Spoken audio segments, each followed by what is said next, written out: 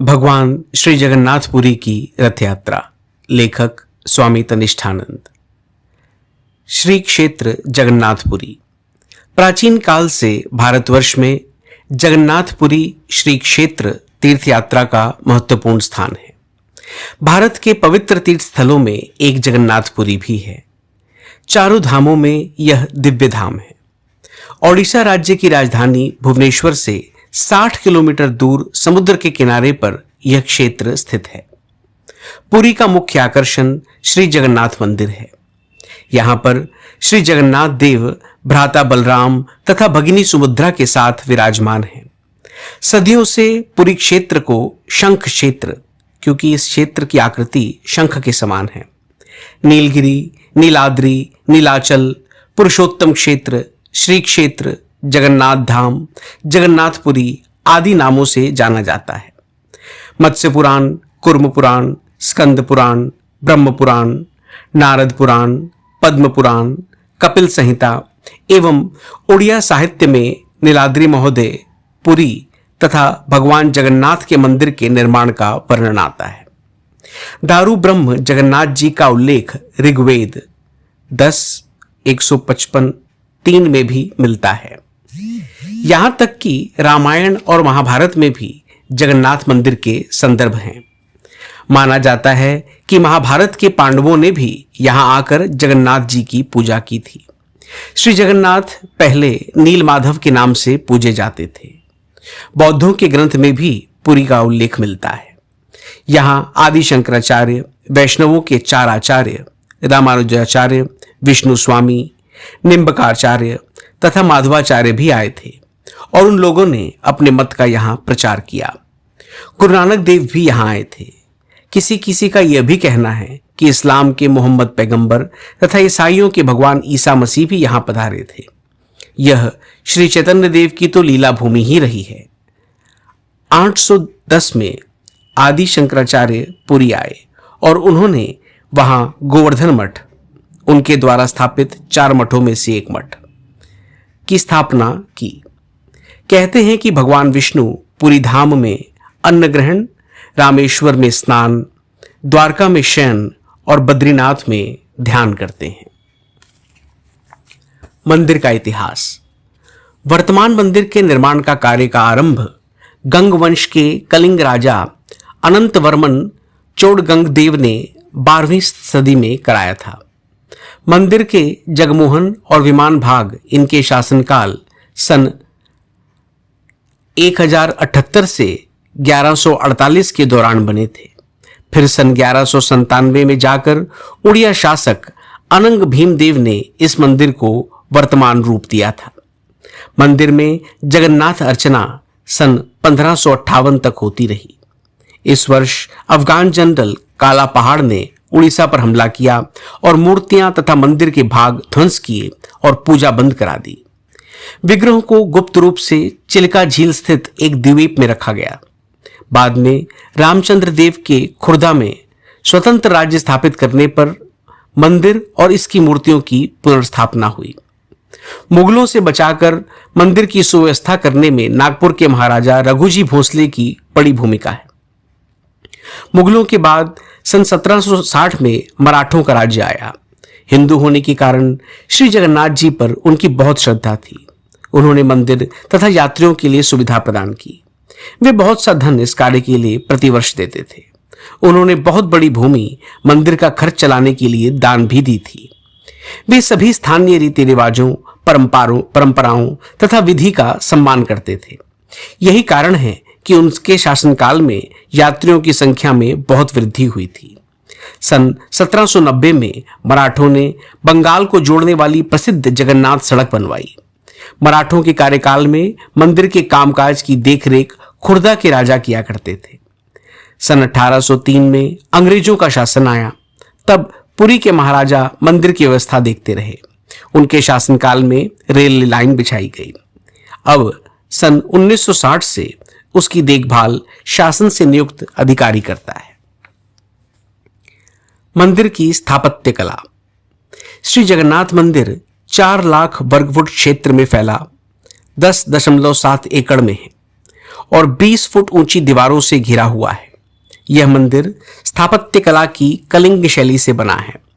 श्री मंदिर के 4 भाग हैं: विमान, जगमोहन, नाट मंडप और भोग मंडप। मंदिर की ऊंचाई रास्ते से 214 फीट है।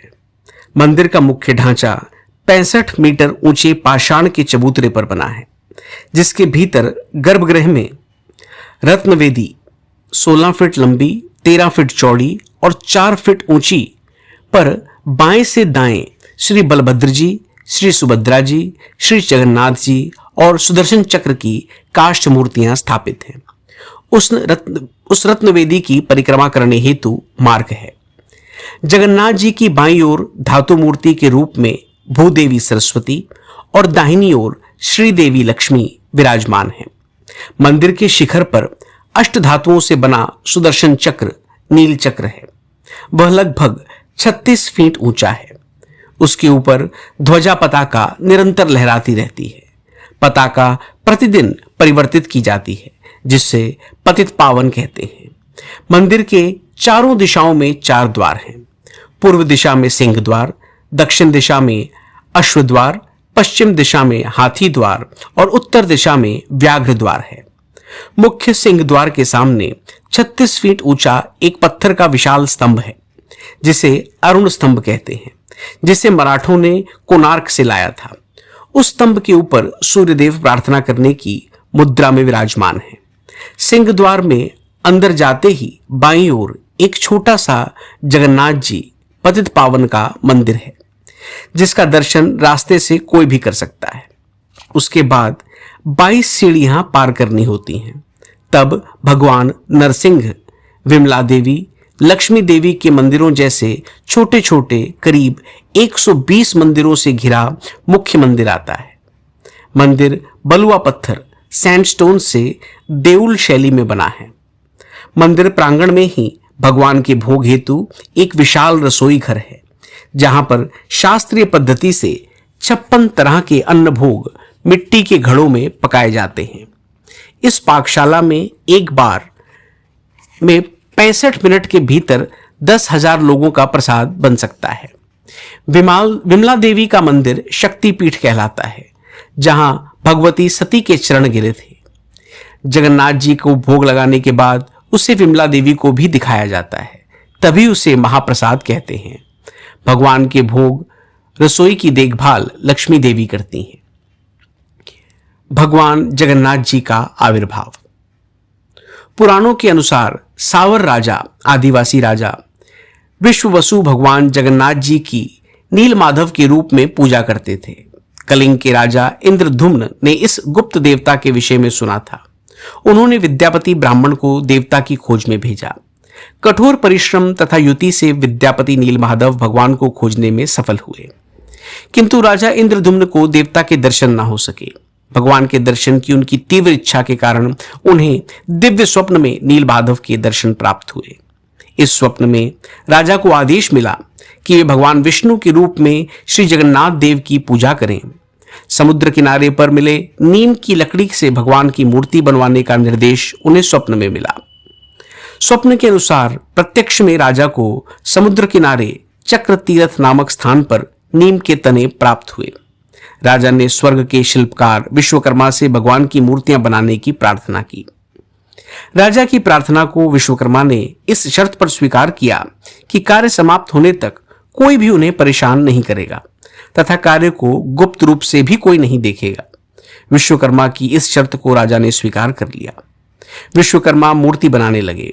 अत्यंत उत्सुकता तथा महारानी गुंडिचा के आग्रह के कारण शिल्पशाला में झांकने से राजा स्वयं को न रोक सका। कार्य पूर्ण होने के पूर्व ही राजा ने मूर्ति देख ली। भगवान के हाथों को बनाने का कार्य शेष रह गया था। राजा की इस धृष्टता से विश्वकर्मा क्रोधित हुए और कार्य अधूरा ही छोड़कर वे चले गए। इस प्रकार भगवान जगन्नाथ, भ्राता बालभद्र तथा भगिनी सुभद्रा की हाथ रहित मूर्तियों को ही मंदिर में स्थापित किया गया। बलभद्र रुद्र के प्रतीक हैं, सुभद्रा आदिशक्ति की प्रतीक हैं और जगन्नाथ विष्णु के प्रतीक हैं। इसी क्रम में तीनों विग्रह क्रमशः भूत, वर्तमान और भविष्य के प्रतीक माने जाते हैं।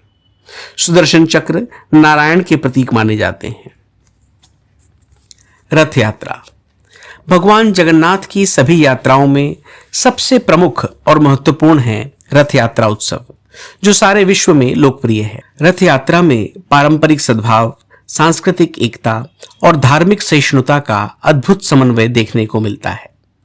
श्री जगन्नाथ जी की रथ यात्रा आषाढ़ शुक्ल द्वितीया को जगन्नाथपुरी में आरंभ होती है। यह रथ यात्रा पुरी का प्रधान पर्व भी है। इसमें भाग लेने के लिए भक्तगण संपूर्ण विश्व से आते हैं। भगवान जगन्नाथ, बलभद्र और सुभद्रा जी की प्रतिमाएं मंदिर से बाहर निकालकर अलग अलग रथों में विराजमान होकर लगभग 3 किलोमीटर की दूरी पर स्थित गुंडिचा मंदिर में जाती हैं। क्योंकि यह 9 दिनों की यात्रा होती है, इसलिए इसे नवदिनात्मक यात्रा भी कहते हैं। रथ यात्रा क्यों? गुंडिचा मंदिर में देवताओं की शिल्पी विश्वकर्मा ने भगवान जगन्नाथ, बलभद्र व सुभद्रा जी की प्रतिमाओं का निर्माण किया था, जिसे ब्रह्मलोक भी कहते हैं। रानी गुंडिचा भगवान जगन्नाथ के परम भक्त राजा इंद्रद्युम्न की पत्नी थी, इसलिए रानी को भगवान जगन्नाथ की मौसी कहा जाता है। भगवान अपनी मौसी को दिए वचन के अनुसार साल में एक बार उनके घर गुंडिचा मंदिर 7 दिन रहने जाते हैं, इसलिए इसे गुंडिचा यात्रा भी कहते हैं। हमारे पुरखों ने यह मंदिर बनवाया है। यह अभिमान अगले पीढ़ियों में ना हो, इसलिए राजा इंद्रद्युम्न ने भगवान से वर मांगा था कि उनका वंश समाप्त हो जाए। तब रानी गुंडिचा को निसंतान होने का दुख हुआ। वैसे तो वे जगन्नाथ जी को ही पुत्र मानती थीं। भगवान ने उन्हें प्रतिवर्ष उनके घर 7 दिन रहने का वचन दिया था। एक मत ऐसा भी है कि श्री मंदिर सभी के लिए खुला नहीं है, इसलिए वंचितों को दर्शन देने हेतु पतित पावन होकर भगवान वर्ष में एक बार रथ में विराजमान होकर सबको दर्शन देते हैं, इसलिए उसे पतित पावन यात्रा भी कहते हैं। भगवान पतितों पर कृपा करने की घोषणा करते हैं, इसलिए इसे घोष यात्रा भी कहते हैं। नीलाद्रि महोदय 16-171 स्कंद पुराण 33-11 इसे दशावतार यात्रा भी कहते हैं। स्कंद पुराण के 58वें अध्याय में स्कंद कार्तिकेय भगवान महादेव से जगन्नाथपुरी को दशावतार क्षेत्र क्यों कहते हैं, ऐसा प्रश्न पूछते हैं। उत्तर में महादेव उन्हें बताते हैं कि लोक कल्याण हेतु भगवान विष्णु समय समय पर धरती पर अवतार लेते हैं। महादेव जी स्कंद को दशावतारों के बारे में विस्तृत जानकारी भी देते हैं। वे ये भी बताते हैं कि पुरी क्षेत्र ही इस जगत की उत्पत्ति, स्थिति और लय का प्रमुख केंद्र है, इसलिए इस क्षेत्र को दशावतार क्षेत्र कहते हैं और इस यात्रा को दशावतार यात्रा भी कहते हैं। ऐसा कहते हैं कि रथ यात्रा बहन सुभद्रा के द्वारिका भ्रमण की इच्छा पूर्ण करने के उद्देश्य से श्री कृष्ण व बलराम ने अलग अलग रथों में बैठकर करवाई थी। उसकी स्मृति में यह रथ यात्रा प्रतिवर्ष होती है। ऐसा भी कहा जाता है कि श्री कृष्ण के मामा कंस उन्हें मथुरा बुलाते हैं। उन्हें लाने चाचा अक्रूर रथ लेकर जाते हैं। कृष्ण अपने भाई बहन के साथ रथ में सवार होकर मथुरा जाते हैं, जिसके बाद में रथ यात्रा पर्व आरंभ हुआ। कुछ लोगों का मानना है कि इस दिन श्री कृष्ण कंस वध करके बलराम के साथ अपनी प्रजा को दर्शन देने के लिए मथुरा में रथ यात्रा करते हैं। रथ निर्माण का श्री गणेश। बसंत पंचमी से रथों की लकड़ी का चुनाव होने लगता है और अक्षय तृतीया से रथों का निर्माण आरंभ हो जाता है। वसंत पंचमी के शुभ अवसर पर रथों की लकड़ी के लिए पेड़ों का चयन आरंभ होता है। इसके लिए नारियल तथा नीम के पेड़ चुने जाते हैं। सबसे ऊंचा भगवान जगन्नाथ जी का रथ होता है। रथ निर्माण शास्त्रोक्त विधि से किया जाता है। रथ निर्माण की विधि विश्वकर्मिया, रथ निर्माण पद्धति, गृहकर्णिका और शिल्प सार संग्रह जैसे ग्रंथों में है, लेकिन विश्वकर्मा कर्मी अपने पारंपरिक ज्ञान से ही रथों का निर्माण करते हैं। मंदिर समिति का एक दल वसंत पंचमी में से ही रथ के लिए पेड़ों का चयन प्रारंभ कर देता है। इस दल को महाराणा भी कहा जाता है। रथ निर्माण के लिए पुरी से लगे हुए दशपल्ला तहसील के रणपुर जंगलों से ही अधिकांश नारियल और नीम के पेड़ काट कर लाए जाते हैं। नारियल के तने लंबे होते हैं और इसकी लकड़ी हल्की होती है। पेड़ों को काट कर लाने की भी पूरी विधि निर्धारित है। उस जंगल के गांव की देवी की अनुमति के बाद ही लकड़ियां लाई जाती हैं। पहले पेड़ काटने के बाद पूजा होती है, फिर गांव के मंदिर में पूजा के बाद ही लकड़ियां पूरी लाई जाती हैं। इन लकड़ियों के 2188 टुकड़े किए जाते हैं। प्रतिवर्ष अक्षय तृतीया पर ही रथ निर्माण कार्य विघ्नराज गणेश की पूजा से आरंभ होता है। भगवान राम, कृष्ण तथा मदन मोहन के सचल उत्सव विग्रह पूजा के लिए मंदिर से बाहर महाराजा के राजमहल के सामने राजपथ पर लाए जाते हैं। कटे हुए 3 तनों को पूजा के लिए रखा जाता है। पंडित तनों को धोते हैं, मंत्रोच्चार के साथ पूजन होता है और भगवान जगन्नाथ पर चढ़ाई गई मालाएं इन पर डाली जाती हैं। इसे आज्ञा माला कहते हैं। मुख्य विश्वकर्मा इन तीनों तनों पर चावल और नारियल चढ़ाते हैं। इसके बाद एक छोटा सा यज्ञ होता है और फिर निर्माण के औपचारिक शुभारंभ के लिए तीनों लकड़ियों को स्वर्ण, चांदी एवं लोहे की कुल्हाड़ी से सांकेतिक तौर पर काटा जाता है। मुख्य विश्वकर्माओं को पगड़ी प्रदान की जाती है। भगवान जगन्नाथ का रथ बनाने का काम लगभग पुश्तैनी काम जैसा ही है। इस कारण रथ निर्माण में ये लोग विशेष निपुण हैं। रथ निर्माण में 8 प्रकार के अलग अलग कला के कलाकार होते हैं। इनके अलग अलग नाम भी होते हैं। रथ के आकार के योग्य लकड़ियों का आकार तय करने वाले गुणकार, रथ के पहियों से जुड़ा काम करने वाले पही महाराणा, रथ में कील से लेकर एंगल तक लोहे के काम करने वाले कमरकंट नायक या ओझा महाराणा, रथों के अलग अलग बन रहे हिस्सों को एकत्रित करने वाले चंदाकार, रथ में लगने वाली लकड़ियों को काटने का काम करने वाले रूपकार और मूर्तिकार, रथ पर रंग रोगन से लेकर चित्रकारी करने वाले चित्रकार, रथ की सजावट के लिए कपड़ों के सिलाने और डिजाइन का काम करने वाले सूचीकार या दर्जी सेवक, और कारीगरों के सहायक तथा मजदूरों को रथ भोई कहते हैं। 92 महाराणा, 81 भोई, 22 लुहार, 22 रूपकार तथा मूर्तिकार और 14 दर्जी काम करते हैं। तीनों रथों के लिए 1010 मीटर कपड़ा लगता है। प्रतिवर्ष नए रथ बनवाए जाते हैं, पर सारथी, घोड़े, कलश और पार्श्व देवता नवकलेवर के समय नए बनाए जाते हैं।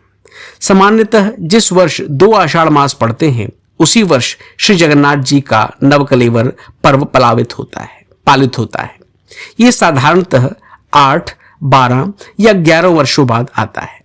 विग्रहों का नया शरीर धारण करना नवकलेवर कहलाता है। रथों का विवरण। रथ 34 भागों में विभक्त होता है, जैसे पहिए, दंडियां, अर, जाली, सिंहासन आदि। तीनों विग्रहों के लिए अलग अलग रथों का निर्माण किया जाता है। उन रथों का विवरण इस प्रकार है। जगन्नाथ जी का रथ, इसका नाम नंदी घोष, गरुड़ ध्वज या कपिध्वज है। इसमें 16 पहिए, 45 फीट ऊंचा होता है। 34.6 और 34.6 रथ की लंबाई और चौड़ाई। इसमें सफेद रंग के घोड़े होते हैं और घोड़ों का नाम शंख, बालाहक, श्वेत और हरिद्वाश्व। और श्री जगन्नाथ जी के रथ का सारथी स्वर्ण नावा या दारुक, और रथ का प्रतीक हनुमान जी और नरसिंह भगवान हैं, और इसके रक्षक गरुड़ भगवान हैं। इसमें 832 आवश्यक लकड़ियों के टुकड़े लगते हैं और कपड़े का रंग लाल या पीला होता है। ध्वजा त्रैलोक्य मोहिनी और रथ की रस्सी शंखचूड़ नागिनी। रथ के साथ चल विग्रह मदन मोहन का। रथ में विराजमान होते हैं हरिहर, नरसिंह और गिरिधर। पार्श्व देवता राघवेंद्र, षडभुज कृष्ण, चतुर्भुज नारायण, प्रलाम्बरी रामचंद्र और पंचमुख हनुमान। ऋषि नारद, देवल, व्यास, शुक, पराशर, वशिष्ठ, विश्वामित्र एवं रुद्र। और कांसे का कलश नभ, आकाश और व्योम। रथ के कलश के पास वाले 2 तोते, जिनका नाम होता है जीव और परम। विग्रह के पीछे जो चित्र होते हैं वह इंद्रधुम्न और ब्रह्मा। भगवान के शंख 5 जन्य शंख, चक्र सुदर्शन, गदा कौमोद की और पद्म त्रिंजोलिनी। अब बलभद्र जी के रथ का विवरण। रथ का नाम होता है तालध्वज लंगला ध्वज। इसमें 14 पहिए होते हैं और रथ की ऊंचाई 43 फीट होती है। रथ की लंबाई चौड़ाई 33 फीट बटा 33 फीट होती है। घोड़े का रंग नीला और घोड़ों का नाम त्रिब्रा, घोरा और दीर्घ शर्मा। इसके सारथी अपराजिता, भास्कर मातली। रथ का प्रतीक महादेव जी। रथ के रक्षक वासुदेव। लकड़ियों के टुकड़े 763। कपड़े का रंग लाल एवं हरा। ध्वजा उनानी। रथ की रस्सी बासुकी। रथ के साथ चल विग्रह राम और कृष्ण। रथ में विराजमान होते हैं महादेव, बलराम और नटांबर। पार्श्व देवता 22 भुजा नृसिंही, नृत्य गणपति अंगद लक्ष्मण को उठाकर विष्णु मधुकैटभ से लड़ते हुए, अनंत वासुदेव और कार्तिकेश्वर। ऋषि अंगिरा, पौलत्स्य, पुलह, अगस्त्य, मुद्गल, अत्रेय, कश्यप और कृष्ण। कांसे का कलश चंद्र, सूर्य और विद्युत। रथ के कलश के पास वाले 2 तोते श्रद्धा और विश्वास। विग्रह के पीछे के चित्र शिव और नारद। भगवान के शंख हल सनोंद और मुशल समर्थक। अब श्री सुभद्रा जी के रथ का वर्णन। रथ का नाम दर्पदलन, देवदलन, पद्मध्वज। रथ के पहिए 12। रथ की ऊंचाई 42 फीट। रथ की लंबाई और चौड़ाई 31.6, 31.6। घोड़ों का रंग कत्था। घोड़ों का नाम रोचिक, मोचिक और जीता। सारथी अर्जुन। रथ का प्रतीक दुर्गा। रथ के रक्षक जय दुर्गा। आवश्यक लकड़ी के टुकड़े 593। कपड़े का रंग लाल और काले। ध्वजा नंदबिक। रथ की रस्सी स्वर्ण चूड़ा नागुनी। रथ के साथ चल विग्रह सुदर्शन। रथ में विराजमान होते हैं विमला, मंगला और वाराही।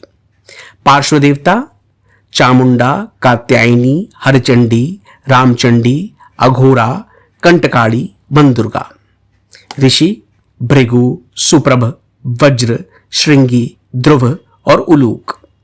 कांसे का कलश परा, अपरा, बैखरी। रथ के कलश के पास वाले 2 तोते सुपर्ण और द्वासुपर्ण। विग्रह के पीछे के चित्र 2 सखियां। चंदन यात्रा। 21 दिन चलने वाली चंदन यात्रा अक्षय तृतीया से प्रारंभ होती है। इसमें मणि विमान से भगवान के प्रतिनिधि मदन मोहन, भूदेवी एवं श्रीदेवी तथा पालिका में राम तथा कृष्ण उत्सव सचल मूर्तियां विराजमान होकर आते हैं। वे श्री मंदिर से 1 किलोमीटर दूर स्थित नरेंद्र सरोवर में नौका विहार करते हैं। उनको चंदन का लेपन किया जाता है। इन देवी देवता के अलावा अपने अपने स्थान से अपने अपने विमान में पंच पांडव लोकनाथ, जंबेश्वर, नीलकंठेश्वर, मार्कंडेश्वर और कपालमोचन ये भी श्री मंदिर पहुंचते हैं और फिर सब एक साथ चंदन सरोवर नौका विहार करने जाते हैं तथा 21 दिनों तक जल क्रीड़ा करते हैं। स्नान पूर्णिमा यानी ज्येष्ठ पूर्णिमा के दिन जगन्नाथ जी का आविर्भाव दिन होता है। उस दिन प्रभु जगन्नाथ को बड़े भाई बलराम जी तथा छोटी बहन सुभद्रा के साथ रत्न सिंहासन से उतारकर मंदिर के पास बने स्नान मंडप में ले जाया जाता है। 108 कलशों से उनका शाही स्नान होता है। स्नान यात्रा उत्सव भी होता है। स्नान यात्रा। जगन्नाथपुरी में रथ यात्रा निकलने से लगभग 15 दिन पहले ज्येष्ठ माह की पूर्णिमा को मनाया जाने वाला स्नान यात्रा उत्सव या जिसे देव स्नान पूर्णिमा भी कहते हैं, पुरी का एक महत्वपूर्ण उत्सव है। हर साल इसे बड़े पैमाने पर मनाया जाता है। स्नान का यह अनुष्ठान भगवान जगन्नाथ की वार्षिक रथ यात्रा से जुड़ा है। स्कंद पुराण के अनुसार ज्येष्ठ की पूर्णिमा के दिन भगवान जगन्नाथ का आविर्भाव हुआ था। ब्रह्म पुराण में भी कृष्ण स्नानोत्सव का वर्णन मिलता है। एक बार द्वारका में माता रोहिणी, बलभद्र की माता, भगवान श्री कृष्ण की सभी पटरानियों को श्री कृष्ण, राधा रानी और गोपियों की वृंदावन लीला के बारे में बता रही थी। द्वार के बाहर श्री कृष्ण, भ्राता बलभद्र और बहन सुभद्रा इस दिव्य लीला को सुनकर आनंदित, भाव विभोर और इतने विस्मित हो गए कि उनकी आंखें फैल गईं, मुख खुला रह गया और अन्य अंग जड़ होकर शरीर में प्रवेश कर गए। इस प्रकार श्री कृष्ण जगन्नाथ बन गए। देवर्षि नारद ने जब इस अद्भुत रूप के दर्शन किए, तब उन्होंने भगवान से प्रार्थना की कि वे संपूर्ण विश्व को इस रूप में दर्शन दें। कुछ समय बाद राजा इंद्रधुम्न ने उनकी यह इच्छा पूर्ण की। स्वप्न में आकर भगवान राजा से कहते हैं, हे राजन, ज्येष्ठ माह की पूर्णिमा तिथि में मेरा आविर्भाव हुआ है, इसलिए उस दिन मेरा अभिषेक कराकर पूजा अर्चना करो। तभी से राजा ने पुरी में स्नान यात्रा पर्व का आयोजन प्रारंभ किया। जगन्नाथपुरी में भगवान जगन्नाथ के कई उत्सव होते हैं और उसका आरंभ स्नान यात्रा से होता है। इस दिन भगवान मंदिर से बाहर आते हैं और प्रसाद के लिए प्रसिद्ध आनंद बाजार के निकट एक ऊंचे स्थान पर स्नान मंडप में विराजित होते हैं, क्योंकि भगवान का आदेश था कि उन्हें ऐसे स्थान पर स्नान कराना जहां न केवल देवता बल्कि साधारण मनुष्य भी आसानी से दर्शन पा सके। जगन्नाथ मंदिर के हस्ती द्वार के निकट एक सोने का कुआं है, जो भगवान के आदेश पर राजा इंद्रधुम्न ने खुदवाया था। स्कंद पुराण के अनुसार ज्येष्ठ पूर्णिमा के पहले दिन विश्व के सभी पवित्र तीर्थों का जल उस कुएं में प्रविष्ट होता है। भगवान के महास्नान हेतु उसका जल 108 घड़ों में भरा जाता है। उसमें कर्पूर, चंदन तथा सुगंधित तेलों को डालकर उसके ऊपर श्रीफल रखते हैं। राजा इंद्रधुम्न ने भगवान की लकड़ी की प्रतिमाओं स्थापित की थी और 12वीं शताब्दी के पुरी के इस जगन्नाथ मंदिर में उनकी पूजा करने से पहले उन्हें स्नान कराया था। भगवान के इस स्नान को उड़ीसा में मॉनसून के आगमन का संकेत भी माना जाता है। रथ यात्रा का आरंभ पवित्र त्रिमूर्ति के स्नान यात्रा से होता है, जिसे देव स्नान पूर्णिमा भी कहते हैं। ज्येष्ठ माह की पूर्णिमा को वैदिक मंत्रोच्चारण के बीच भगवान जगन्नाथ, बलभद्र, सुभद्रा और सुदर्शन को मंदिर के गर्भगृह से निकालकर पंक्ति में स्नान मंडप में लाया जाता है, जिसे पाहंडी विजय कहते हैं। भगवान जगन्नाथ के उत्सव विग्रह श्री मदन मोहन जी को भी स्नान मंडप में लाकर अवस्थित करते हैं। उनकी स्नान वेदी इतनी ऊंची है कि कोई भी व्यक्ति भगवान का दर्शन मुख्य मार्ग बड़दांड से कर सकता है। भगवान जगन्नाथ का जलाभिषेक। स्नान मंडप के परिसर के सुना कुआं, सोने का कुआं से वर्ष में एक बार इस पवित्र स्नान के लिए 108 घड़ों में पानी निकाला जाता है। इन सभी घड़ों को भोग मंडप में रखा जाता है और मंदिर के पुजारी इन घड़ों के जल को हल्दी, जव, अक्षत, चंदन, पुष्प और सुगंध से पवित्र करते हैं। इसके बाद इन घड़ों को स्नान मंडप में लाकर विधि विधान से पवमान मंत्रोच्चार के साथ भगवान जगन्नाथ 35 घड़े, बलभद्र 33 घड़े, सुभद्रा 22 घड़े और सुदर्शन 18 घड़े का सूर्योदय से सूर्यास्त तक स्नान कुल 108 घड़े संपन्न होता है। इसे जलाभिषेक कहते हैं। ऊपर से सुगंधित पुष्पों की वर्षा होती है, फूल ठंडे होते हैं और समुद्र की हवा भी ठंडी होती है, जिससे भगवान को सर्दी हो जाती है और उन्हें बुखार आता है। स्नान के बाद बीमार हो जाते हैं जगन्नाथ भगवान।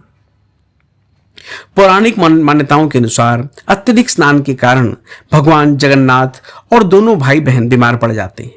स्कंद पुराण के अनुसार भगवान ने राजा इंद्रधुम्न से कहा था, मैं अब 15 दिनों तक दर्शन नहीं दूंगा, मुझे औषधि पथ देना और स्वस्थ होने पर मुझे रथ से घुमाने ले जाना, मैं भ्रमण करना चाहूंगा।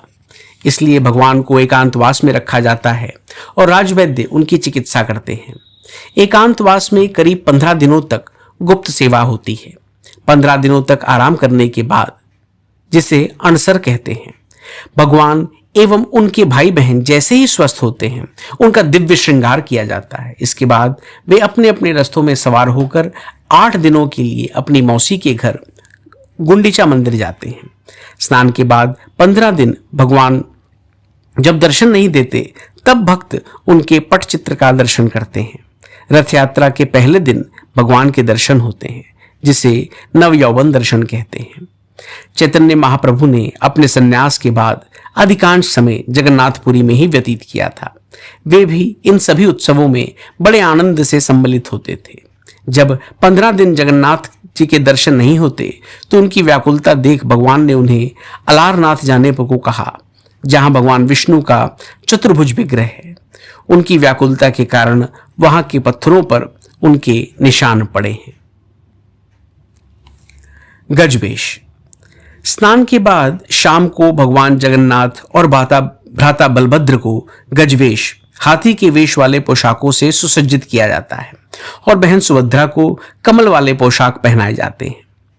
इसकी कथा कुछ इस प्रकार है। गणपति भट्ट नामक एक परम ब्रह्म के उपासक थे। उन्होंने सभी शास्त्रों का अध्ययन कर यह निष्कर्ष निकाला कि परम ब्रह्म का दर्शन करने से जीव मुक्त हो जाता है। उन्होंने यह भी पढ़ा था कि जगन्नाथपुरी में परब्रह्म निवास करते हैं। उनकी यह धारणा हुई थी कि उन्हें सूंड होती है। जब वे जगन्नाथपुरी आए और ज्येष्ठ पूर्णिमा के दिन उन्होंने भगवान के दर्शन किए, तब पाया कि भगवान की सूंड नहीं है और इसलिए वे परम ब्रह्म नहीं हो सकते। तब भगवान भक्त की इच्छा पूर्ण करने के लिए उन्हें गजमुख में गणेश जी के रूप में दर्शन देते हैं।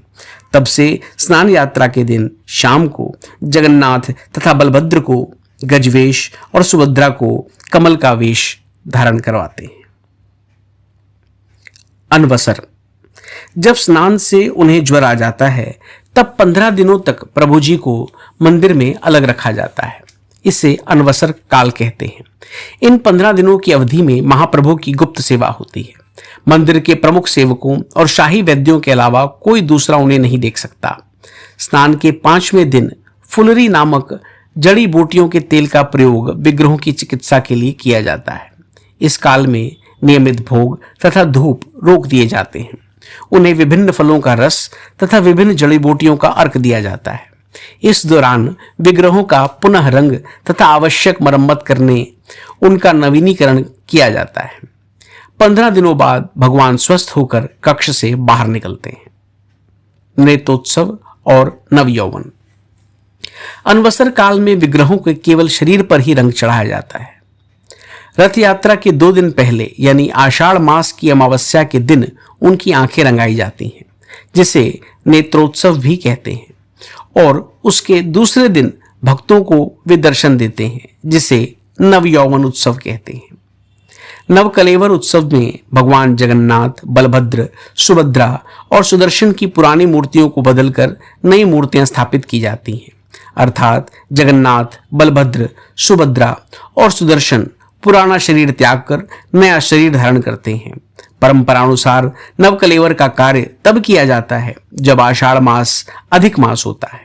यह प्रायः 8 वर्ष बाद, 12 वर्ष बाद या 18 वर्ष बाद आता है। यह मूर्तियां एक विशेष प्रकार की नीम की लकड़ी से बनाई जाती हैं, जिसे दारू ब्रह्म कहते हैं। पुरानी मूर्तियों को भगवान के बगीचे में एक जगह गड्ढा खोदकर विसर्जित कर देते हैं। उसे कोयली वैकुंठ कहते हैं। रथ यात्रा। आषाढ़ शुक्ल द्वितीया के दिन जगन्नाथ जी, बड़े भाई बलराम जी, छोटी बहन सुभद्रा जी तथा सुदर्शन जी के साथ मंदिर से बाहर आते हैं और रथ पर एक एक कर विराजमान होकर यात्रा पर निकलते हैं। रथ यात्रा आरंभ होने से पहले इन चारों देवताओं का एक साथ आह्वान किया जाता है। यात्रा पर निकलने से पहले उन्हें खिचड़ी का भोग दिखाया जाता है। पहले सुदर्शन जी रत्नवेदी से 7 सीढ़ियों तक आने पर बलभद्र जी की यात्रा आरंभ होती है। इसी तरह सुभद्रा जी तथा जगन्नाथ जी भी आते हैं, जिसे ढाडी पहंडी विजय कहते हैं। बाहर लाने से पहले विग्रहों के नीचे कपास की गद्दियां लगाई जाती हैं, जिसमें तुली लागी कहते हैं। 7 सीढ़ियों के पास जगन्नाथ तथा बलभद्र जी के माथे पर विभिन्न प्रकार के रंग बिरंगी फूलों के बड़े मुकुट लगाए जाते हैं और इन विग्रहों को बाहर लाते समय उन मुकुटों को एक लय में हिलाते हैं ताकि विग्रह आसानी से हिल सके। उसे टाहिया कहते हैं। वह बांस की कमचियों से विभिन्न फूलों को सजाकर बनाया जाता है। वे मुकुट ऐसे हिलते हैं मानो विशाल हाथी अपनी मस्ती में धीरे धीरे कान हिलाते चल रहा हो। सुदर्शन जी और सुभद्रा जी के विग्रह दोनों भाइयों के विग्रहों से छोटे होते हैं, इसलिए उन्हें उठाकर लाया जाता है। बाद में रथों को सीढ़ियां लगाई जाती हैं, जिसे 4 भिड़ा कहते हैं। कासर घंटा, कहाली घड़ियाल, शहनाई, तेलंगी बाजा, श्रृंग, तुतारी आदि वाद्यों की जय ध्वनि में सबसे पहले सुदर्शन जी बाहर आते हैं और सुभद्रा जी के रथ पर विराजमान होते हैं। उनके बाद बलभद्र जी, सुभद्रा जी और अंत में भगवान जगन्नाथ रथ पर विराजमान होते हैं। इसी क्रम में चारों विग्रह एक के पीछे एक साथ रथ तक लाए जाते हैं। राम और कृष्ण के उत्सव सचल विग्रह बलराम जी के रथ पर और मदन मोहन जी जगन्नाथ जी के रथ पर विराजमान होते हैं। चारों विग्रह तथा उत्सव सचल प्रतिमाओं के अपने अपने रथों पर विराजमान होने के पहले भगवान की आज्ञा मांगी जाती है और होम किया जाता है। इसे रथ अनुकूल कहते हैं। भगवान के विग्रह ना गिरे इसलिए डोरी से बांधे जाते हैं। इसे सेना पटालागी कहते हैं। पुरी के गोवर्धन मठ के शंकराचार्य जी वहां आते हैं और प्रणाम कर चले जाते हैं। पुरी के गजपति महाराज या उनके प्रतिनिधि रथों को स्वर्ण के झाड़ू से साफ करते हैं और चंदन जल छिड़कते हैं। इसे छेरा पहरा कहते हैं। राजमहल से वे कनक दुर्गा की पूजा कर तामजान पालकी से आते हैं। आते ही आचमन के बाद कर्पूर आरती करते हैं और चामर करते हैं। इसे रजनीति बंदापना कहते हैं। लगाई गई सीढ़ियां निकाल दी जाती हैं और रथों को घोड़ों से जोड़ दिया जाता है। इसके बाद ही गुंडिचा मंदिर की ओर यह यात्रा प्रस्थान करती है। रथ की गतिविधियों के नियंत्रक को दाहुक कहते हैं। सबसे आगे बड़े भाई बलभद्र जी का रथ चलता है, उसके बाद बहन सुभद्रा और अंत में जगन्नाथ जी का रथ चलता है। भगवान रास्ते में बलगंडी नामक स्थान पर भक्त सालवेग को दर्शन देने के लिए रुकते हैं। उसके बाद सभी रथ गुंडिचा मंदिर पहुंचते हैं। रात भर भगवान रथ में ही रहते हैं और पतित पावन होकर भक्तों की मनोकामना पूर्ण करते हैं। रथ पर उन्हें केवल सूखा कोरखाई मीठी लाई का भोग लगता है। अन्न भोग वे जब गुंडिचा मंदिर में विराजमान होंगे तब लगाया जाता है। दूसरे दिन शाम को भगवान गुंडिचा मंदिर में विराजमान होते हैं, जिसे आड़प मंडप कहते हैं। विग्रह एक एक करके रथ से उतारकर बीच में ना रुकते हुए अपने अपने स्थान पर विराजमान होते हैं, जिसे गोटी पहंडी कहते हैं। यहाँ वे 7 दिनों तक रहते हैं। मुख्य मंदिर का रसोई घर इन दिनों बंद रहता है और भगवान का भोग गुंडिचा मंदिर में ही बनता है। रथ यात्रा के तीसरे दिन पंचमी, हेरा पंचमी को भगवान जगन्नाथ जी की पत्नी लक्ष्मी जी भगवान को ढूंढते स्वर्ण पालकी में गुंडिचा मंदिर आती हैं। उन्हें यात्रा पर नहीं लाया गया इसलिए वे नाराज हैं।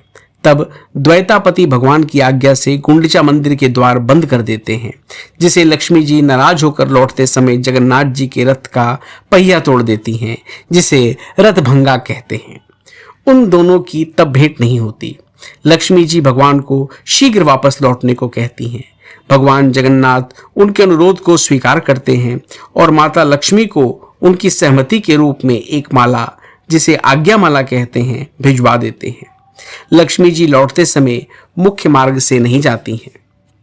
षष्ठी के दिन रथों को श्री मंदिर की ओर घुमाया जाता है, जिसे दक्षिण मोड़ कहते हैं। महाप्रभु जगन्नाथ एवं उनके भाई बहन को रथ की दिशा में परिवर्तन कर उसे आज दक्षिण की ओर मोड़ दिया जाता है। उस अवसर पर जो भोग दिखाते हैं उसे रथ भोग कहते हैं। नवमी के दिन सभी देवतागण भगवान के दर्शन हेतु पधारते हैं। इस दिन का दर्शन विशेष तथा पवित्र माना जाता है, जिसे संध्या दर्शन कहते हैं। मुख्य मंदिर की ओर पुनर्यात्रा, बाहुड़ा यात्रा। मुख्य मंदिर की ओर वापसी यात्रा को बाहुड़ा यात्रा कहते हैं। देवशयनी एकादशी के दिन से भगवान 4 महीने के लिए निद्रा में चले जाते हैं। इससे पहले भगवान जगन्नाथ को अपने मुख्य मंदिर में लौटना आवश्यक है। आषाढ़ शुक्ल दशमी को रथों की मुख्य मंदिर की ओर पुनर्यात्रा प्रारंभ होती है। रास्ते में मौसी मां के मंदिर में भगवान रुकते हैं और उन्हें वहां पोड़ पीठा का भोग दिया जाता है। पहले बलभद्र जी और बाद में सुभद्रा जी का रथ मंदिर के सामने आ पहुंचता है। मंदिर की दीवार के ऊपर ऊपरी कोने से, जिसे चाहनी मंडप कहते हैं, देवी लक्ष्मी जी प्रतिमा में भगवान जगन्नाथ जी के रथ को आते हुए देखती हैं। जैसे ही वह रथ महाराजा के घर के सामने आकर रुकता है, वैसे ही उनके देवर बलभद्र के रथ को एक ओर से कपड़े से ढककर रास्ता बनाते हैं, ताकि बलभद्र जी देवी लक्ष्मी को ना देख सकें। तब पंडे लक्ष्मी जी की सचल उत्सव प्रतिमा को जगन्नाथ जी के रथ के सामने लाते हैं और तब महाराजा जगन्नाथ जी तथा देवी लक्ष्मी से भेंट कराते हैं, जिसे लक्ष्मी नारायण भेंट कहते हैं। सभी रथों को मंदिर के ठीक सामने लाया जाता है, परंतु प्रतिमाएं अभी एक दिन तक रथ में ही रहती हैं। आगामी दिन एकादशी को जब मंदिर के द्वार देवी देवताओं के लिए खोल दिए जाते हैं, तब इनका श्रृंगार विभिन्न स्वर्ण के आभूषणों से किया जाता है, जिसे सुनाबेस कहते हैं। द्वादशी के दिन तीनों रथों में विग्रह को 9 ऊंचे घड़ों में पौष्टिक पेय दिया जाता है, जिसे अधरपना कहते हैं। वह दूध, मिश्री, पनीर, केला, कपूर, सूखा मेवा, गोल मरीच और तुलसी जैसी जड़ी बूटी से बनता है। घड़े विग्रहों के ओठों तक ऊंचे होते हैं। भगवान को भोग देने के बाद उन घड़ों को पार्श्व देवता और प्रेतात्माओं के प्राशन करने हेतु फोड़ देते हैं, ताकि प्रेतात्माएं मुक्त हो सकें। यात्रा का समापन। यात्रा का समापन त्रयोदशी के दिन होता है। विग्रह एक एक करके रथ से उतारकर बीच में ना रुकते हुए अपने अपने स्थान पर मंदिर के रत्न वेदी पर विराजमान होते हैं। मुख्य जगन्नाथ मंदिर के अंदर एक छोटा महालक्ष्मी का मंदिर है। भगवती लक्ष्मी इसलिए क्रुद्ध हैं क्योंकि उन्हें यात्रा में नहीं ले जाया गया। वे भगवान पर कटाक्ष करती हैं। प्रभु उन्हें मनाने का प्रयास करते हैं और कहते हैं कि देवी को संभवतः उनके भाई बलभद्र के साथ बैठना शोभा नहीं देता। पुजारी व देवदासियां इसे लोकगीतों में प्रस्तुत करते हैं। क्रुद्ध देवी मंदिर को अंदर से बंद कर लेती हैं, परंतु शीघ्र ही पंडितों का गीत, लक्ष्मी नारायण कली और रसगुल्लों का भोग तथा सुंदर साड़ियों का उपहार उन्हें प्रसन्न कर देता है। तब मंदिर के द्वार खोल दिए जाते हैं और भगवान अंदर प्रवेश करते हैं, जिसे नीलाद्रि विजय कहते हैं। इसी के साथ इस दिन की भगवान जगन्नाथ की यह अत्यंत अद्भुत व अनूठी यात्रा हर्षोल्लास से संपन्न हो जाती है। मंदिर में प्रवेश करते समय जगन्नाथ जी 7 सीढ़ियों के पास रुकते हैं और विभीषण जी को दर्शन देते हैं, जिसे विभीषण बंधापना कहते हैं। यात्रा की समाप्ति के बाद इन रथों को भंग कर दिया जाता है, जिनकी लकड़ी मंदिर की विशाल रसोई में लंबे समय तक प्रयोग होती है। भक्त साल्वेग। एक मुस्लिम भक्त जिनके लिए रथ मार्ग में रुकता है। रथ यात्रा जगन्नाथ मंदिर से गुंडिचा मंदिर तक 3 किलोमीटर तक की दूरी तय कर जाती है, किंतु इसके बीच रास्ते में सभी रथ भक्त साल्वेग के लिए रुकते हैं, उसके बाद आगे बढ़ते हैं। हर साल भगवान जगन्नाथ अपने भक्त की मजार पर रुकते हैं और बताते हैं कि जो भी सच्चे मन से उनकी भक्ति करेगा उसको वे स्वीकार करेंगे ही करेंगे। साल्वेग की माता हिंदू ब्राह्मण थी और पिता मुसलमान। पिता के मुगल सेना में सूबेदार होने के कारण साल्वेग भी युवा होने पर मुगल सेना में भर्ती हो गए थे। एक बार युद्ध में वे घायल हुए और उनके माथे पर घाव हुआ, जो कोई भी वैद्य ठीक नहीं कर पाया। तब उसे सेना से निकाल दिया गया। उनकी मां ने साल्वेग को भगवान जगन्नाथ की भक्ति करने को कहा। मां की आज्ञा पालन कर वे भगवान जगन्नाथ की भक्ति में डूब गए। कुछ दिन बाद भगवान जगन्नाथ ने उन्हें सपने में विभूति दी और सपने में ही उन्होंने वह विभूति अपने सिर पर लगाई। जैसे ही उनकी नींद खुली तो उन्होंने देखा कि वे पूरी तरह स्वस्थ हो चुके हैं। इस घटना से वे भगवान जगन्नाथ के परम भक्त बन गए, किंतु मुसलमान होने के कारण उन्हें मंदिर में प्रवेश नहीं था। वे मंदिर के बाहर बैठकर भगवान जगन्नाथ की भक्ति करते और भक्ति पूर्ण गीत लिखते। उड़िया भाषा में लिखे इनके भक्ति गीत धीरे धीरे लोकप्रिय हो गए। मृत्यु के बाद उन्हें रथ यात्रा के रास्ते में पड़ने वाले एक स्थान पर दफनाया गया। साल्वेग का विश्वास था कि यदि उनकी भक्ति सच्ची होगी तो उनकी मजार पर रथ आकर रुकेगा ही रुकेगा। उनकी मृत्यु के बाद जब रथ यात्रा निकली और रथ उनकी मजार के सामने आया तो वह रुक गया। लोगों ने रथ को आगे बढ़ाने का प्रयास किया, पर वह हिला तक नहीं। तब भीड़ में से एक व्यक्ति ने उड़ीसा के महाराजा को भक्त साल्वेग की जय जयकार करने का परामर्श दिया। साल्वेग के नाम का जय घोष देने से ही रथ अपने आप चल पड़ा। तब से यह परंपरा चली आ रही है कि भक्त साल्वेग की मजार पर जगन्नाथ जी का रथ कुछ समय के लिए रुकता है, फिर आगे बढ़ता है। राजा विभीषण की कहानी। जगन्नाथ जी मर्यादा पुरुषोत्तम भगवान श्री रामचंद्र प्रभु के वंश के दैवत थे। रावण वध के बाद राम जी अयोध्या लौट रहे थे, तब विभीषण जी ने पूछा, प्रभु अब मुझे आपके दर्शन कैसे होंगे? तब राम जी बोले, समुद्र महोदधि के तट पर जो पुरी ग्राम है, वहां जगन्नाथ के रूप में मेरी ही पूजा होती है। उनके दर्शन पूजन से मेरे ही दर्शन होंगे। इसलिए आज भी पुरी मंदिर में ऐसी धारणा है कि प्रतिदिन विभीषण हनुमान जी जगन्नाथ के दर्शन हेतु पधारते हैं। विभीषण द्वारा रचित जगन्नाथ वंदना आज भी जगन्नाथ मंदिर में गाई जाती है। कहते हैं कि रथ यात्रा के समय जगन्नाथ जी गरुड़ स्तंभ के पास विभीषण के दर्शन देने के लिए थोड़ी देर रुकते हैं। वैसे ही रथ को जब गुंडिचा मंदिर के सामने मंदिर की ओर मोड़ा जाता है, तब भी सभी रथ विभीषण के दर्शन देने के लिए थोड़ी देर रुकते हैं। सोनावेश के समय जब भगवान को स्वर्ण के आभूषण पहनाए जाते हैं, तब रथों के मुंह समुद्र की ओर होते हैं, गुंडिचा मंदिर की ओर नहीं। फिर भी वह उनके लिए ही होता है। रामकृष्ण संघ और स्नान यात्रा। रानी रासमणी द्वारा दक्षिणेश्वर में काली मंदिर का निर्माण।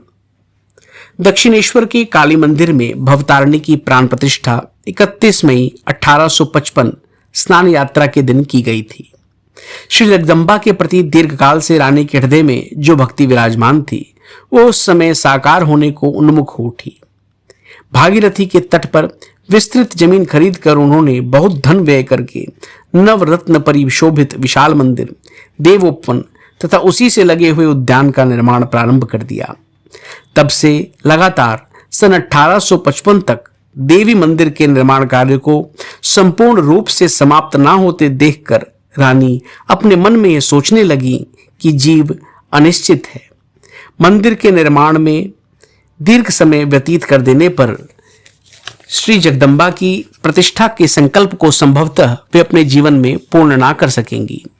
ऐसा विचार कर 31 मई 1855 बंगला सन 1262 के ज्येष्ठ मास की 18 तारीख को श्री जगन्नाथ देव की स्नान यात्रा के दिन उन्होंने श्री जगदम्बा के प्रतिष्ठा कार्य को संपूर्ण किया।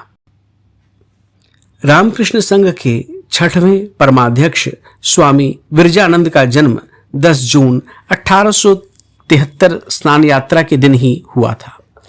बेलूड़ मठ में जिस आत्मा रामेर कोटा में श्री रामकृष्ण की पवित्र भस्मास्थि रखी हुई है, उसको स्नान यात्रा के दिन जगन्नाथ भाव से विधिवत स्नान कराया जाता है। माताजी श्री शारदा देवी और रथ यात्रा।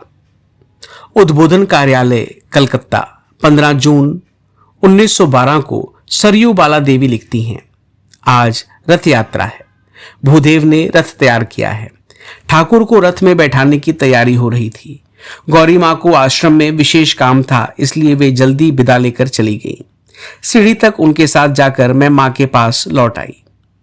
इस बार पास के कमरे में ठाकुर को रथ पर आरूढ़ किया गया। माँ तख्त पर बैठी हुई अपलक दृष्टि से उनको निहारती हुई बहुत आनंद प्रकट करने लगी। बाद में भूदेव और भक्त लोग ठाकुर को रथ सहित उठाकर नीचे ले गए तथा रास्ते में गंगा के किनारे रथ खींचकर संध्या होने पर पुनः कमरे में ले आए। इस समय स्त्री भक्तों ने ऊपर के कमरे के भीतर रथ खींचा। उसके बाद माँ, राधु, नलिनी दीदी और मैंने रथ को खींचा। जो भी आता माँ प्रसन्न हो उससे रथ की बात कहने लगती। भक्त महिलाएं प्रसाद लेकर एक एक कर चली गई। रात में भोग आरती के बाद माँ ने स्वयं थाली में प्रसाद लाकर मुझे दिया। उस दिन घर पहुंचते रात के 11 बज चुके थे। जब सामने के रास्ते में रथ खींचा जा रहा था तो माँ कह रही थी, सब लोग तो जगन्नाथपुरी नहीं जा पाते हैं। जिन्होंने यहाँ ठाकुर को रथ में दर्शन किया उनका भी हो जाएगा। श्री जगन्नाथ जी की गुप्त गुंडिचा रथ यात्रा। श्री जगन्नाथ जी की रथ यात्रा पुरी में प्रतिवर्ष बड़े धूमधाम से मनाई जाती है। पुरी को जगन्नाथ मंदिर में एक और रथ यात्रा बड़ी सादगी से मनाई जाती है, जिसे गुप्त गुंडिचा रथ यात्रा भी कहते हैं। इस रथ यात्रा में रथ नहीं होते, अपितु पालकी का उपयोग किया जाता है। इस यात्रा में भगवान जगन्नाथ के साथ उनके भ्राता बलभद्र तथा भगिनी सुभद्रा साथ में नहीं होते, पर मां दुर्गा के रूप में लक्ष्मी जी होती हैं। रथ यात्रा के समय लक्ष्मी जी को साथ में नहीं ले जाया जाता है, जिसके कारण वे रुष्ट हो जाती हैं। तब जगन्नाथ जी लक्ष्मी जी को आश्वासन देते हैं कि नवरात्रि में उन्हें मां दुर्गा के रूप में रथ यात्रा पर ले जाएंगे। भगवान के उस आश्वासन पूर्ति के लिए ही यह गुप्त गुंडिचा यात्रा का आयोजन होता है। आश्विनी कृष्ण अष्टमी से आश्विन शुक्ल नवमी दशहरा तक 16 दिन यह यात्रा उत्सव मनाया जाता है। इस समय अनेक प्रकार की विशेष पूजाओं का आयोजन किया जाता है। श्री जगन्नाथ जी के प्रतीक माधव जी का विग्रह और मां दुर्गा की प्रतिमा की शोभा यात्रा पहले 8 दिन मंदिर प्रांगण में ही निकाली जाती है। पालकी में विग्रहों को रखकर उन्हें मंदिर प्रांगण में स्थित विमला देवी के मंदिर में ले जाया जाता है।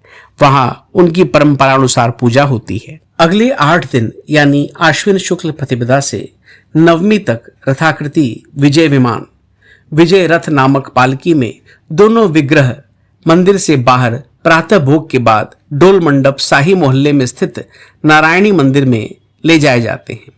वहां उनकी विशेष पूजा की जाती है। वहां भगवान का बड़ा सुंदर वेश श्रृंगार होता है और उन्हें मांडुआ नामक विशेष भोग लगाया जाता है। पूजा तथा शाम के भोगादि के बाद प्रतिदिन उन्हें पालकी में वापस मंदिर ले जाया जाता है। मंदिर से बाहर की यह यात्रा नवरात्रि के समय संपन्न होती है। यह पूजा दुर्गा उपासना का एक अंग है। दशहरे के दिन मदन मोहन जी को वीर वेश में सजाकर दुर्गा माधव तथा अन्य सचल देव विग्रहों के साथ जगन्नाथ वल्लभ मठ में ले जाकर वहां युद्ध क्रीड़ा की जाती है। युद्ध क्रीड़ा शिकार नीति के बाद उन्हें वापस मंदिर ले आते हैं। पुरी में श्री जगन्नाथ जी को माधव तथा विमला देवी को मां दुर्गा के रूप में मानते हैं। उड़िया समाज में गृह प्रवेश के समय दुर्गा माधव की पूजा अनिवार्य होती है। उनके अधिकतर घरों के प्रवेश द्वारों पर या दीवारों पर दुर्गा माधव का चित्र अंकित रहता है। पुरी क्षेत्र पहले विमला क्षेत्र के नाम से जाना जाता था। ये क्षेत्र 51 शक्तिपीठों में से एक है। प्रत्येक शक्तिपीठ की रक्षा एक भैरव करते हैं और पुरी में जगन्नाथ जी ही भैरव हैं। फिर जगन्नाथ जी अपनी शक्ति योग माया मां दुर्गा के साथ गुप्त यात्रा पर जाते हैं, तो इसमें कोई आश्चर्य की बात नहीं है। जगन्नाथ जी के आविर्भाव के पश्चात विमला देवी उन्हें वहां स्थान देने के लिए इस शर्त पर राजी हुई कि जो भोग जगन्नाथ जी को चढ़ाया जाएगा उसे तत्पश्चात विमला देवी को भी चढ़ाया जाएगा। उसका आज भी पालन किया जाता है। जगन्नाथ जी को जो अर्पण किया हुआ भोग विमला देवी को चढ़ाए जाने पर ही वह महाप्रसाद कहलाता है। आश्विन शुक्ल प्रतिपदा से विमला देवी के मंदिर में वाम मार्ग की विशेष पूजा होती है। विमला देवी को दुर्गा पूजा के समय महाअष्टमी के दिन 2 बकरों की बलि दी जाती है। शरद नवरात्रि काल में मनाई जाने वाली यह गुप्त गुंडिचा यात्रा भक्तों पर आशीर्वाद बरसाने और उनके मन से मत पथों के मतभेद भुलाकर शत्रुता मिटाने का काम करती है। दुर्गा माधव की पूजा की यह प्रथा राजा चोड़गंग देव के कार्यकाल में आरंभ हुई थी। कांची मुहिम के पहले सरसेनापति ने दुर्गा माधव पूजा आरंभ की थी। भारत में सर्वत्र शिव पार्वती की पूजा देखने को मिलती है, परंतु दुर्गा माधव की पूजा जगन्नाथपुरी की विशेषता है। ओम शांति शांति शांति। हरि ओम तत्सत। श्री राम कृष्णार्पणमस्तु।